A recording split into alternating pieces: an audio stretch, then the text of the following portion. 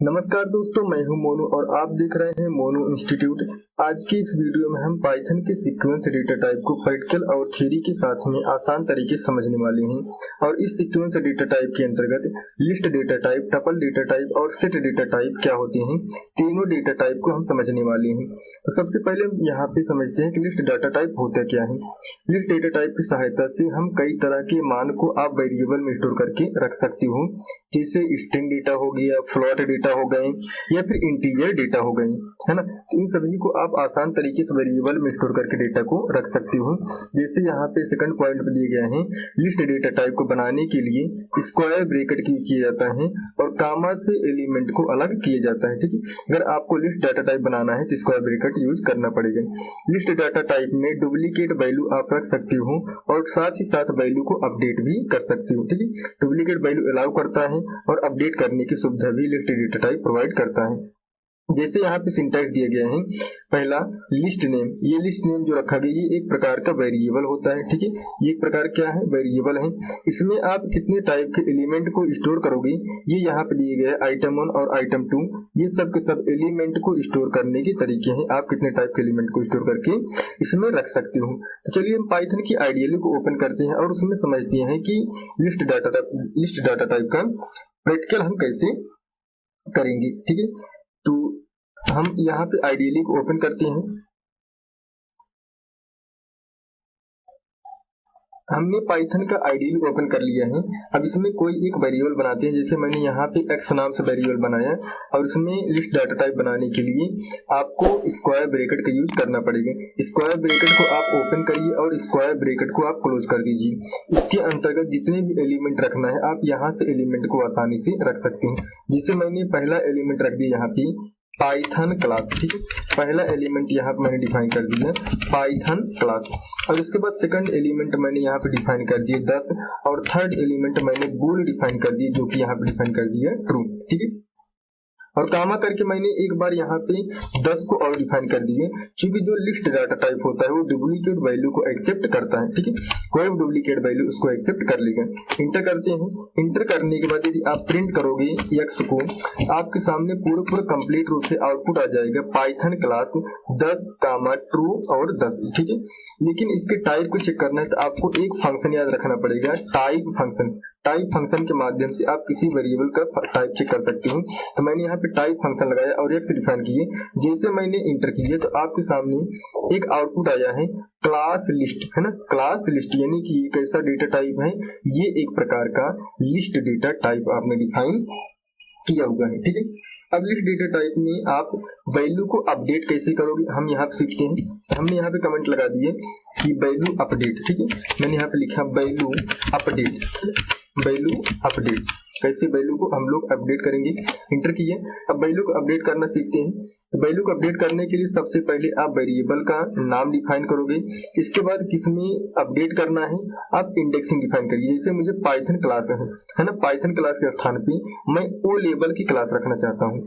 तो यहाँ पे मैंने क्या किया, जो हमारा पाइथन क्लास है कौन सी इंडेक्सिंग पर है, तो ये 0 इंडेक्सिंग पर है ना। ये पाइथन क्लास है 0 इंडेक्सिंग पर है, बाकी ये जो 10 है ये 1 इंडेक्सिंग पर है और ये ट्रू जो है ये 2 इंडेक्सिंग पर है और ये जो वाला 10 है ये तीसरे इंडेक्सिंग पर है ना। अच्छा, कुछ लोग को समझ में आ रहा होगा कि इंडेक्सिंग होता क्या है। इंडेक्सिंग जो है एलिमेंट की पोजीशन होती है, जो कि पॉजिटिव और निगेटिव दो प्रकार से होती है। पॉजिटिव 0 से स्टार्ट होते हैं और निगेटिव -1 से स्टार्ट होता है। ठीक है, इसलिए हमने यहाँ पे क्या लिया है, 0 लिया है। 0 लेने के बाद इसमें हमें पाइथन रखना है ना। तो फिलहाल पाइथन क्लास रखे हैं, हम इसमें रख देते हैं ओ लेवल क्लास। ठीक है, ओ लेवल क्लास, है ना। इसमें मैंने लिख दिया ओ लेवल क्लास। अब यहाँ पे स्ट्रिंग को बंद किया और इंटर कर दिए। जैसे मैंने इंटर किया, अब यहाँ पे अगर हम प्रिंट करेंगे x को, तो हमारे सामने ये पाइथन क्लास न आकर के, बल्कि जो मैंने अपडेट किया वैल्यू को, जो मैंने वैल्यू को अपडेट किया है वो हमारे सामने प्रेजेंट हो जाएगा क्या, ओ लेवल क्लास। ठीक है, इसलिए बोला जाता है कि जो लिस्ट डेटा टाइप होता है वो वैल्यू को अपडेट करने की सुविधा प्रदान कर देता है। अब इसके बाद हम यहाँ पे नेक्स्ट डेटा टाइप को पढ़ने वाले हैं। हमारा अगला डेटा टाइप है टपल डेटा टाइप। ठीक है, हमारा अगला data type tuple data type होता है। अब इसको समझते हैं कि टपल डेटा टाइप आखिर है क्या, किस प्रकार से ये काम करता है। ठीक है, तो टपल डेटा टाइप कई तरह के मान को वेरिएबल में स्टोर करने की सुविधा प्रदान करता है। ठीक है, ये भी क्या है, लिस्ट की तरह है ना, कई तरह के मानों को स्टोर करने की सुविधा प्रदान करता है। लेकिन इसमें कुछ कंडीशन है, लेकिन इसमें वैल्यू को अपडेट नहीं किया जा सकता। बहुत बड़ी बात है दोस्तों कि इसमें वैल्यू को आप अपडेट नहीं कर सकते हो, लेकिन लिस्ट में आप वैल्यू को अपडेट कर सकते हो। यह डुप्लीकेट वैल्यू को एक्सेप्ट करता है। ठीक है, tuple data type duplicate value को एक्सेप्ट करता है, जैसे स्ट्रिंग, फ्लोट और इंटीजर। ठीक है, इसके बाद थर्ड पॉइंट में बताया गया है कि जो टपल डेटा टाइप होता है उसको बनाने के लिए पैरेंथेसिस ब्रैकेट का उपयोग किया जाता है, यानी कि पैरेंथेसिस ब्रैकेट के माध्यम से डिफाइन किया जाता है। जैसे यहाँ पे सिंटैक्स में देख सकते हो, ये जो ब्रैकेट लगाया गया है ये एक प्रकार का पैरेंथेसिस ब्रैकेट है ना। बाकी तो ये जो टपल नेम लिखा गया है ये तो वेरिएबल है। ठीक है, ये क्या है, ये एक प्रकार से वेरिएबल है। बाकी ये क्या है, एलिमेंट है। ठीक है, ये सब के सब एलिमेंट स्टोर करके रखे गए हैं। ध्यान रहे यहाँ पे बीच में इक्वल साइन होना चाहिए, जो कि इक्वल साइन नहीं लगा है। ठीक है, इक्वल साइन लगा लीजिएगा। अब हम इसको प्रैक्टिकल के साथ में समझते हैं पाइथन की आईडीएल ओपन करने के बाद। तो चलिए पाइथन की आईडीएल को हम ओपन कर लेते हैं। ठीक है, तो यहाँ पाइथन की आईडीएल मैंने ओपन कर लिया है और इसमें हम समझते हैं कि टपल डेटा टाइप को आप कैसे डिफाइन करोगे।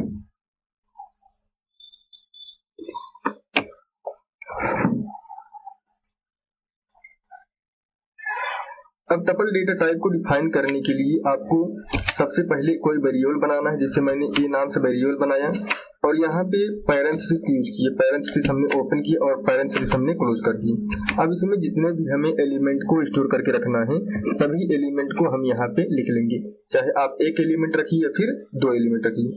जैसे मैंने यहाँ पे 8 लिखा और यहाँ पे 8.2 लिखा। एक एलिमेंट हम और स्टोर कर लेते हैं ट्रू। ठीक है, ट्रू स्टोर कर लेते हैं और इसको ब्रैकेट को बंद करके हम इंटर कर देते हैं। ठीक है, इंटर कर देंगे। अगर हम यहाँ पे प्रिंट करेंगे ए को, ठीक है, प्रिंट करेंगे ए को, तो हमारे सामने क्या आ जाएगा, पूरा एलिमेंट ही आउटपुट निकल के आ जाएगा। लेकिन मान लीजिए कि आपको इसका टाइप चेक करना है ना, इसका टाइप चेक करना है तो यहाँ पे टाइप में ए लिखोगे, टाइप फंक्शन लगा करके आप ए लिखोगे और इंटर कर दोगे तो आपके सामने जो आउटपुट आएगा वो आ जाएगा टपल डेटा टाइप। ठीक है, टपल डेटा टाइप आ जाएगा। लेकिन एक चीज मैंने और बताया था कि जो टपल डेटा टाइप होता है वो वैल्यू को अपडेट करने की सुविधा नहीं देता है। ठीक है, तो यहाँ पे चेक करिए कि क्या वैल्यू अपडेट हो सकता है, वैल्यू बदला जा सकता है। तो हम वेरिएबल का नाम डिफाइन करते हैं ए और इसमें हम रखते हैं इंडेक्सिंग 0 और इंडेक्सिंग 0 में हम 8 के स्थान पे 9 रखना चाहते हैं और मैंने इंटर कर दिए। तो ये हमारे सामने क्या दे दिए है ना, हमारे सामने दे दिए टाइप एरर, क्योंकि ये वैल्यू को अपडेट करने की सुविधा नहीं प्रदान करता है। तो यहाँ पे क्या लिखा है, tuple object does not support item assignment. ठीक है, तो यहाँ पे आप टपल डेटा टाइप को अपडेट नहीं कर सकती हूँ। ठीक है, ये कुछ की पॉइंट है जो आपको टपल डेटा टाइप में याद रखनी चाहिए। अब इसके बाद हम चलते हैं नेक्स्ट टॉपिक तरफ, जो कि हमारा सेट डेटा टाइप होता है। ठीक है, सेट डेटा टाइप को हम पढ़ेंगे। अगला टॉपिक है सेट डेटा टाइप।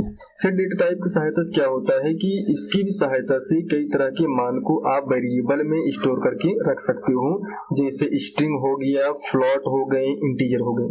ध्यान रहे कि जो सीक्वेंस डेटा टाइप है ना, ये कई तरह के मानों को स्टोर करने की सुविधा ही प्रदान करता है, चाहे वह सेट हो, चाहे वह टपल हो, चाहे वह लिस्ट हो, लेकिन तीनों का काम अलग अलग होता है। अब जैसे यहाँ पे सेट डेटा टाइप में कई कंडीशन दिए गए हैं। सेट डेटा टाइप जो होता है इसको डिफाइन करने के लिए करली ब्रैकेट का यूज किया जाता है ना, करली ब्रैकेट का यूज किया जाता है। और एक सेट डेटा टाइप में डुप्लीकेट वैल्यू एक्सेप्ट नहीं होता है। ठीक है, इस चीज को जरूर याद रखिएगा। सेट डेटा टाइप जो है डुप्लीकेट वैल्यू को एक्सेप्ट नहीं करता है और साथ ही यह इंडेक्सिंग और स्लाइसिंग का भी कार्य नहीं करता है। और यहाँ पे नेक्स्ट पॉइंट में दिए गए हैं, एक सेट डेटा टाइप एलिमेंट को मॉडिफाई नहीं किया जा सकता है ना, मॉडिफाई भी नहीं कर सकती। और मॉडिफाई कैसे करोगे, जब तक इंडेक्सिंग और स्लाइसिंग काम नहीं करेंगी है ना, तब तक आप मॉडिफाई ऑलरेडी नहीं कर पाओगे। एक सेट डेटा टाइप के अंतर्गत इंसर्शन का ऑर्डर कोई क्लियर नहीं होता है, यानी कि ऑर्डर बनाए नहीं रखता है। ठीक है, ये कुछ की हम यहाँ पे पाइथन की आईडीएल ओपन करते हैं, उसमें एक ही चीज समझते हैं कि सेट डेटा टाइप के अंतर्गत कैसे डिफाइन किया जाएगा। ठीक है, तो हमने पाइथन की आईडीएलई को ओपन कर लिया है। अब इसमें समझते हैं कि सेट डेटा टाइप पहले कैसे बनाती हैं। सेट डेटा टाइप बनाने के लिए हमने क्या किया, एक वेरिएबल बनाया। जैसे मैंने यहाँ पे एक्स नाम से वेरिएबल बनाया, इसमें क्या करेंगे, सेट डेटा टाइप बनाने के लिए हमें करली ब्रैकेट का यूज करना पड़ेगा। तो मैंने करली ब्रैकेट को ऑन किया और क्लोज कर दिए। अब इसमें जितने भी हमें एलिमेंट रखना है सभी एलिमेंट आसानी से हम रख सकते हैं। तो जैसे मैंने पहले एलिमेंट में यहाँ पे डिफाइन कर दिए पाइथन, ठीक है, मैंने डिफाइन कर दिया पाइथन एक एलिमेंट, और दूसरा एलिमेंट मैंने यहाँ पे डिफाइन कर दिए ट्रू, ठीक है, दूसरा एलिमेंट मैंने डिफाइन कर दिए ट्रू, और तीसरा एलिमेंट मैं कोई एक होल नंबर यानी कि इंटीजर नंबर डिफाइन कर देता हूँ 9, ठीक है, और एक नंबर कोई और डिफाइन कर देता हूँ ताकि ये फ्लॉट भी रहे, है ना, और इंटर कर दिए। जैसे मैंने इंटर किए तो ये हमारा जो सेट डेटा टाइप है ये ऑटोमेटिक बनके तैयार है। लेकिन इसको जब प्रिंट करोगे, आप प्रिंट करोगे एक्स को, तो आपके सामने आउटपुट जो आएगा, ये आउटपुट तो आया है लेकिन इसका इंसर्शन प्रक्रिया क्लियर नहीं है। अब क्लियर ना होने का मतलब है कि जैसे यहाँ पे देखो, ये पाइथन मैंने स्टार्ट में डिफाइन किया था लेकिन प्रिंट हुआ है सेकंड नंबर पे, यहाँ पे ट्रू मैंने सेकंड में डिफाइन किया था लेकिन प्रिंट हुआ है पहले नंबर पर, ठीक है। तो यहाँ पे मैंने 4.5 जो है इसको मैंने डिफाइन किया था लास्ट में और प्रिंट हुआ है थर्ड पे। इसको मैंने 9 को थर्ड पे प्रिंट लिखा था लेकिन प्रिंट हुआ है फोर्थ पे। इसलिए बोला जाता है जो पाइथन है इसका इंसर्शन प्रक्रिया जो है ये क्लियर नहीं होता है, ठीक है। और दूसरी चीज ये जो आपका सेट डेटा टाइप होता है, set data type duplicate value को भी एक्सेप्ट नहीं करता है। लेकिन एक चीज यहाँ पे ध्यान दो कि मैंने जो एक्स नाम से वेरिएबल बनाया है इसमें डुप्लीकेट वैल्यू है ही नहीं। हम यहाँ पे कोई एक और वेरिएबल बनाते हैं, देखते हैं क्या वो डुप्लीकेट वैल्यू को एक्सेप्ट करता है या फिर नहीं करता है। मैंने एक वाई नाम से वेरिएबल बनाया, इसमें मैंने करली ब्रैकेट को ऑन किया और क्लोज भी कर दिया।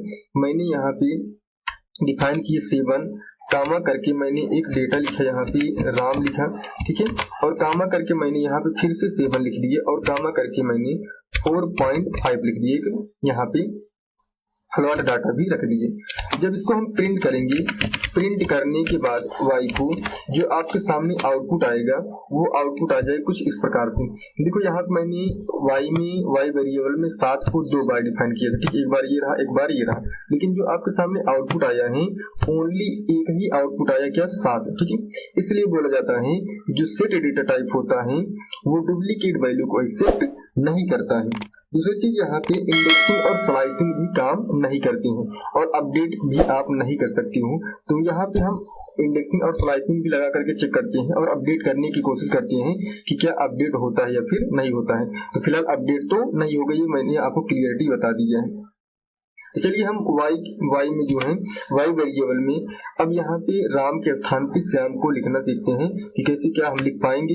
तो राम जो है सेकंड एक इंडेक्सिंग पर है तो मैंने 1 लिखा यहाँ पे, और इसमें मुझे राम के स्थान पे श्याम लिखना तो मैंने श्याम लिख करके ब्रैकेट को यहाँ पे बंद किया और स्ट्रिंग को भी बंद कर दिए। जैसे मैंने इंटर की तो हमारे सामने एक प्रकार से एरर आ गया है। एरर ये आया है कि टाइप एरर आ गया है, क्योंकि जो आपका सेट डेटा टाइप होता है इस ऑब्जेक्ट को सपोर्ट नहीं करता है, इस असाइनमेंट सपोर्ट नहीं करता है, ठीक है। ये कुछ की पॉइंट थे सेट डेटा टाइप के अंतर्गत जो आपको याद रखनी है, ठीक है। तो दोस्तों आज के लिए बस इतना ही, मिलते हैं नेक्स्ट वीडियो में। Thanks for watching.